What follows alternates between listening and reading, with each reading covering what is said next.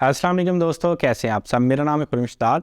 आज की इस वीडियो के अंदर हम डिस्कस करेंगे कैसे हम अपनी डोमेन के यूआरएल को दूसरी वेबसाइट के ऊपर रिडायरेक्ट कर सकते हैं, या एक यूआरएल जो आपकी cPanel के ऊपर नॉट फाउंड दे रहा है और उसको हम होम पेज के ऊपर कैसे रिडायरेक्ट कर सकते हैं।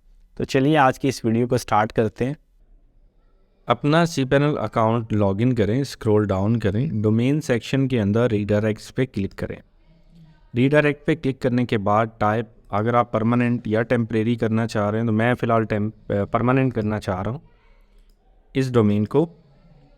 इसके अंदर फ़ोल्डर है व्हाट्सएप, और मैं चाहता हूँ व्हाट्सएप के बाद अगर कोई भी लिंक आ रहा है तो वो भी रीडायरेक्ट कर दें। तो ऐड का वाइल्ड कार्ड रीडायरेक्ट के ऊपर क्लिक करें।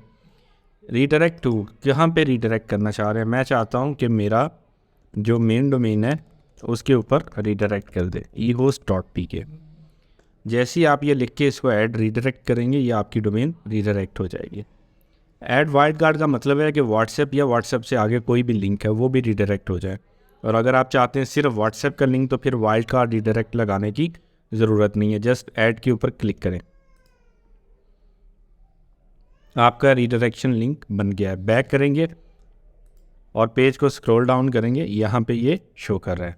आज के लिए इतनी, नेक्स्ट वीडियो में इंशाल्लाह दोबारा मुलाकात होगी। तब तक के लिए अपना ख्याल रखें। अल्लाह हाफिज़।